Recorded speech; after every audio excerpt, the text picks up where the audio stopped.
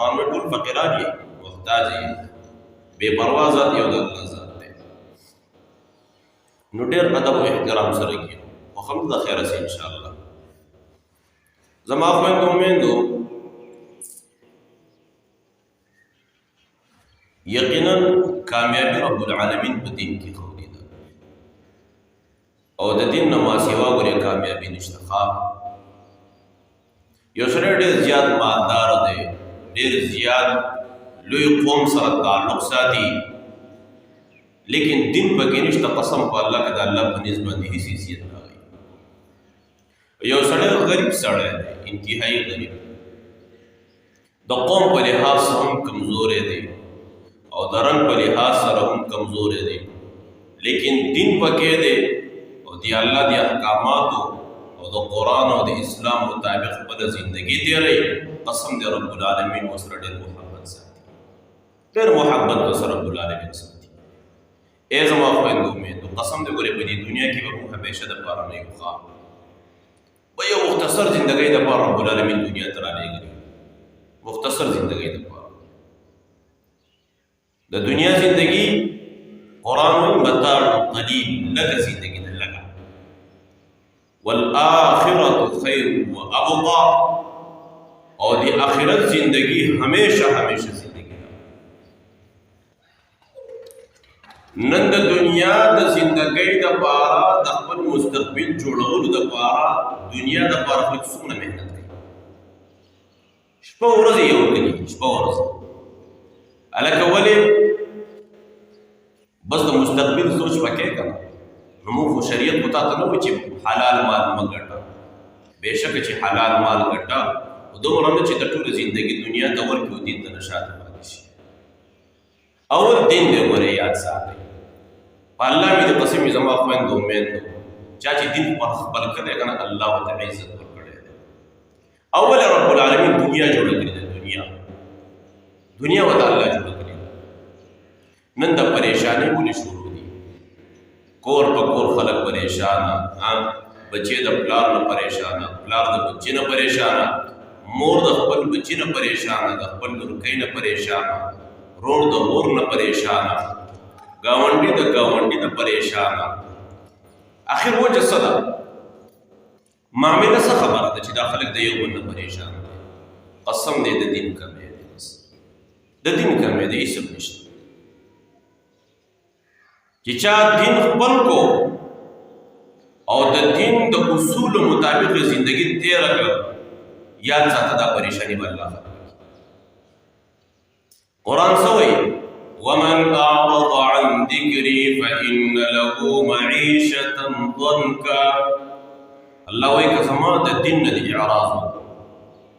زندگی به دې تنګ تاسو ګورئ کنه ډېر خلک داسې دي چې ګاډي ورسره نشته غټه غټه بنګلو کې ناست دي هر څیز ورسره برابر دی لیکن بیا هم د شپې چودې کېږي کنه د خوب ګولې وړي او د نشې ګولې وړي هلکه ولې د دنیا په دې سوچونو کې دومره ډوب شوی دی چې خوب یې په ځان حرام کړی دی نو رب العالمین چین سکون الله خود په خپل دین کې الله رب العالمین سے فرمائی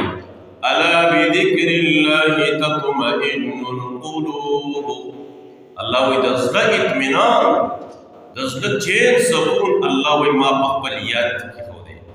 سوچی اللہ یاد ہے دزلہ اطمینان ہوتا اللہ رسیم گئی دزلہ چین سکون ہوتا اللہ رسیم گئی اور سوچی اللہ نہ یاد ہے اللہ وی زندگی بہتر زندگی بہتر نہ کرو ونحشره يوم القيامة أعمى او دا قیامت پورز بے دا قبر نرلون نا پاسو دے بوئی یا اللہ وقد كنت بصیرا دنیا کی خما لیدن کولا خلق بھی لیدن ورسنینو ورطبوی لشی کذالک اتتک آیاتنا اللہ وی ما آیاتنا در لے گلیو قرآن میں در لے گلیو کتابنا پیغمبران میں در لے گلیو فنسیتها زماغ دین زماغ قرآن چی ما کم در لے گلیو کم پیغمبران جو کمی خبری در تکولی اگر توری تاسویری اگر شاید پرزا ولی وی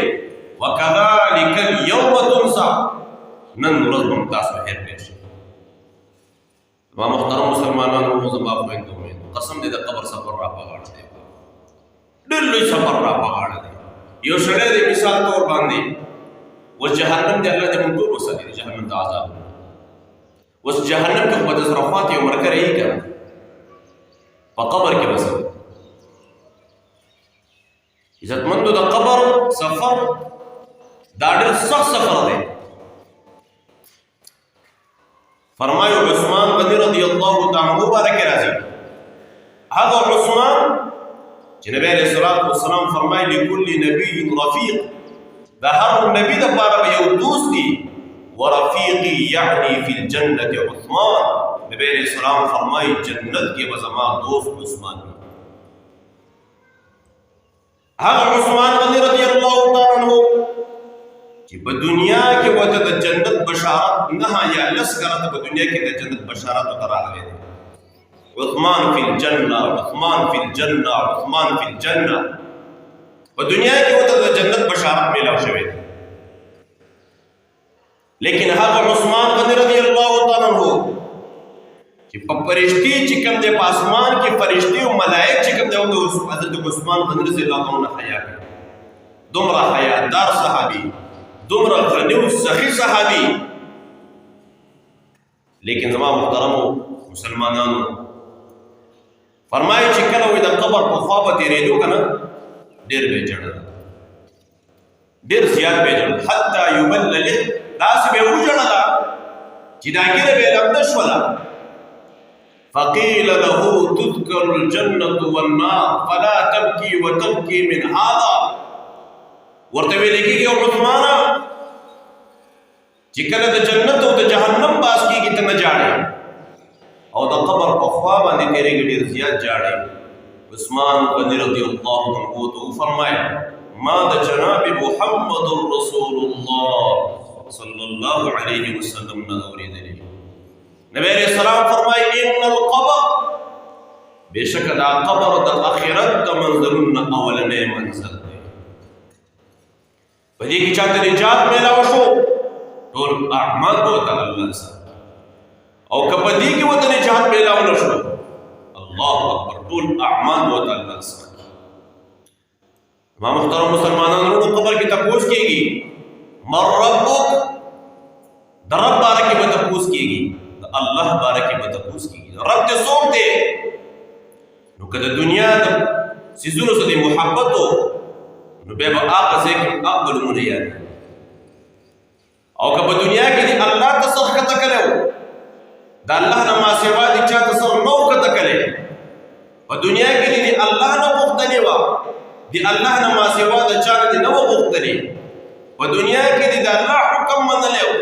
د الله د حکم نه ما سوا د بل چا حکم دې نه و منلی.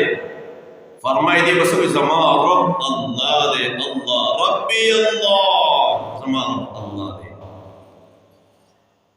الله دې موږ ته دا سوالات او جوابات آسان کړي. دویم تپوس څنګه کېږي من نبیک،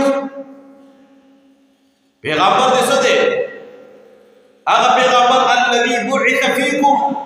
في حق هذا الرجل، ما چې دا کوم پیغمبر د لګر دې باره کې څه وایي؟ ستا زندگی د پیغمبر د سنت مطابق وا، ستا ناسته پاسته، ستا ګرځېدل، ستا کاروبار، ستا اخلاق، آیا ستا په جسم کې د پیغمبر سنت و؟ نن د رسم او د رواج، نن افسوس په دې خبره باندې چې څلور کسان راوله، یهودي راوله دیوال ته ودروه، عیسائی راوله یو دیوال ته ودروه، هندو راوله یو دیوال ته ودروه، مسلمان راوله یو دیوال ته ودروه، او یو دریم کړی کس راوله، ورته ووایه په دې څلور کسانو کې مسلمان کم دی؟ الله دې کمې پیسې معاف کړي، دا کم چې دریم کړی کس راځي په دې څلور کسانو کې هغه فرق نشي کولی چې په دې کې مسلمان کم دی. نن موږ د یهودیانو لاره خپله کړې ده، نن زموږ په جسم کې د پیغمبر سنت په نظر نه راځي، زموږ په جسم کې د یهودیانو طریقې په نظر راځي. تاسو ګورئ د ګیرې کې خلکو کم کم ډیزاینونه وکړله، د سر په یافتو کې خلکو کم کم ډیزاینونه وکړله، لباس یې کم لباس اغوستی دی، شکل صورت مکمل د پیغمبر د سنتونو خلاف. کم زبان باندې په کومه خوله باندې به دې وایي چې زما پیغمبر محمد رسول الله صلی الله علیه وسلم، دا به هغه کس جواب ورکوي چې د هغه په جسم کې د رسول الله سنت دي. د هغه زندګي ټوله زندګي چې څومره تېرېږي هغه د پیغمبر د احکاماتو د پیغمبر د وینا مطابق. قرآن څه وایي؟ وما آتاکم الرسول فخذوه وما نهاکم عنه فانتهوا. پیغمبر چې د کومې خبرې تعلیم درکوي دا ومنئ ګورئ، او پیغمبر چې د کومې خبرې د منې کوي د دې نه منې شي. زما خویندو میندو، محترم مسلمانانو ورونو، زمون د کامیابۍ او د نجات چې الله ته کامیاب لاړ شو قسم دې د پیغمبر په تابعدارۍ چې څوک پورې موږ د پیغمبر تابعداري نه شروع کړي که نه، هغه پیغمبر چې د هغه په سترګو باندې قرآن ګواه، هغه پیغمبر چې د هغه په زلفو باندې قرآن ګواه، هغه پیغمبر چې د هغه په چهره باندې قرآن ګواه، هغه پیغمبر چې د هغه په کردار باندې قرآن ګواه، د هغه پیغمبر زندگی ځواني د کردار وه، ماشوموالی د کردار و، بوډاوالی د کردار و. هغه امام الانبیاء محمد رسول الله صلی الله علیه وسلم چې د خپل امت دپاره څومره جړلی دي، د خپل امت دپاره څومره جړلی دي. د شپې به نبی علیه السلام الله ته ولاړ دی، د شپې ناز او نیاز کوي د الله سره، او د قرآن د دې آیات تلاوت کوي. ان تعذبهم فانهم عبادك وان تغفر لهم فانك انت العزيز الحكيم. ربك تا عذاب ورکړي بیا ستا بندګان دي، خو رب ډېر غفور رحیم ذات دی. د خپل امت دپاره جاړي، د دې امت دپاره محمد رسول الله څومره تکلیف برداشت کړی دی. امام الانبیاء ته ساحر نه ویلی شوی، امام الانبیاء ته مجنون نه ویلی شوی، امام الانبیاء ته راعینه نه ویلی شوی، امام الانبیاء ته احمق نه ویلی شوی. د چا د خاطره؟ د الله د دین د خاطره، د الله د دین د خاطره. د الله دین د مشقت نوم دی. کله چې په زنانو کې د الله دین راشي بیا د زنانو ایماني جذبې ته ګوره. حضرت خنسا رضی الله عنها څلور زامن دي، او چې کله میدان جهاد راغی چې نبی علیه الصلاة والسلام دغه جهاد ته روان دی، څلور واړه زامن یې راوستل. ورته وایي بچو ما ستاسو د پلار عزت نه دی خراب کړی، ما ستاسو د ماماګانو عزت نه دی خراب کړی. زما وصیت تاسو ته دا دی چې تاسو به د محمد رسول الله سره څنګ په څنګ باندې ولاړ وي، څنګ په څنګ. اسان کار نه دی ښه. او اشعار به ویل چې زما د بچو جذبه جوړه شي. هغه څلور واړه زامن میدان جهاد ته لاړل،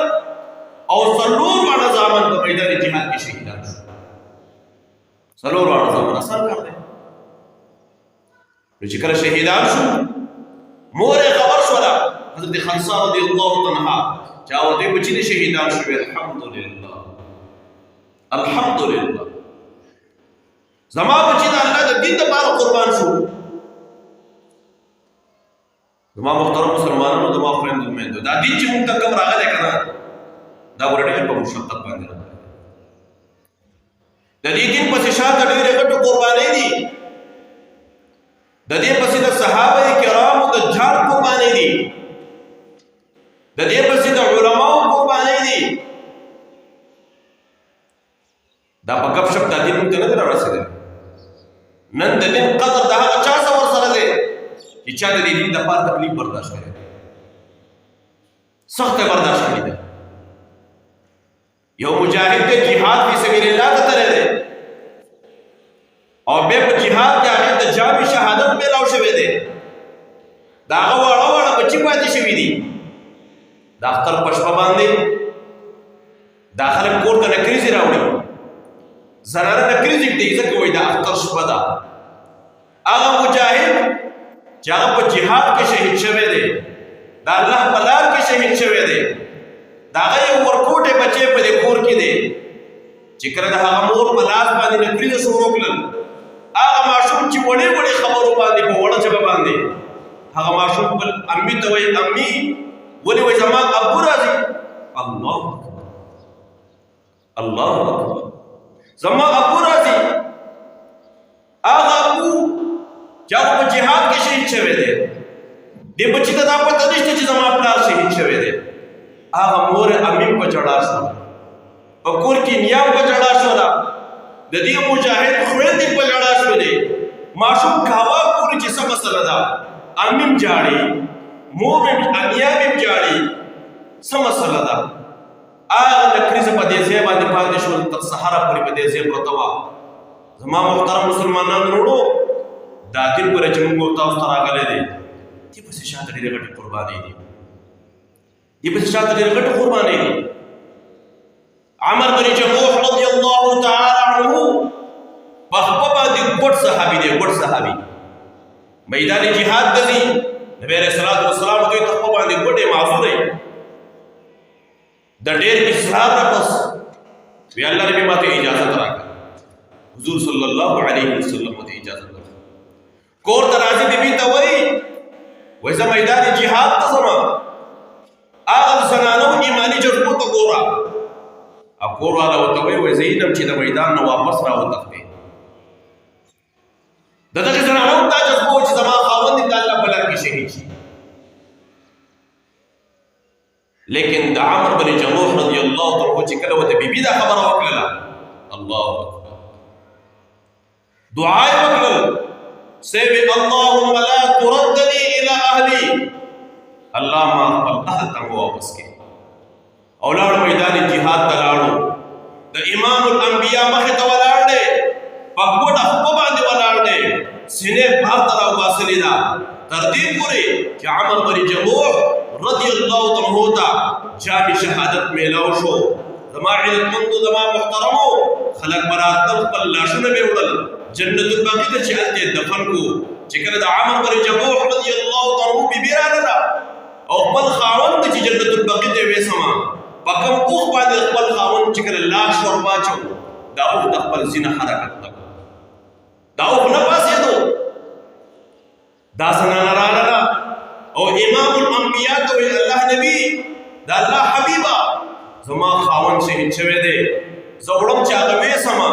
لیکن هغه چې کوم دی نه ځي هغه اوښ د خپل ځای نه نه پاسې څه وکړم حضور صلی الله علیه وسلم ورته وفرمایل وایي چې کله د کور نه راوتو څه خو نه ویلي وای او ما ورته یوه خبره کړې وه چې زه دا علم چې د میدان نه واپس راوتښتې وای ما هغه ټیم کې وایي دې دعا وکړل چې اللهم لا تردني الى اهلي الله ما خپل اهل ته واپس کړې نبی علیه الصلاة والسلام وفرمایل بس دا په دغه ځای باندې دفن کړې الله اکبر دا قرباني ده دا دې چې موږ تاسو ته راغلي دي پسې غټې قرباني دي دا په ګپ باندې موږ ته نه ده راغلی نن زموږ سره د قرآن قدر نشته نن زموږ سره د مدرسې قدر نشته نن زموږ سره د احادیثو قدر نشته دې باندې زموږ وینې نه دي توی شوي دې باندې چا وینې توی شوي د چا بچه قربان شوي دا خو نه تپوس کوه زما خویندو میندو د قبر سفر را روان دی ډېر غټ سفر را روان نه ختمېدونکی سفر را روان دی ډېر سخت سفر را روان دی ما هغه ورځې بیان کې خبره وکړله چې ښځه او خاوند د یو بل سره څومره محبت دی هغه خاوند چې د خپل ښځې د خپل بچو دپاره د حلالو د حرامو تمیز نه کوي چې ښځه مې خوشحاله شي بچي مې خوشحاله شي کور ولم جوړوي ګاډه ورته هم الي خو که دا خاوند وفات شو او د دې خاوند کپړې په کور کې پاتې شوې قسم یې دا ښځه ورته په کور کې کپړې نه کړي خلکو ته وایي دا کپړې به له مرګ پسې بچو باندې سوری شي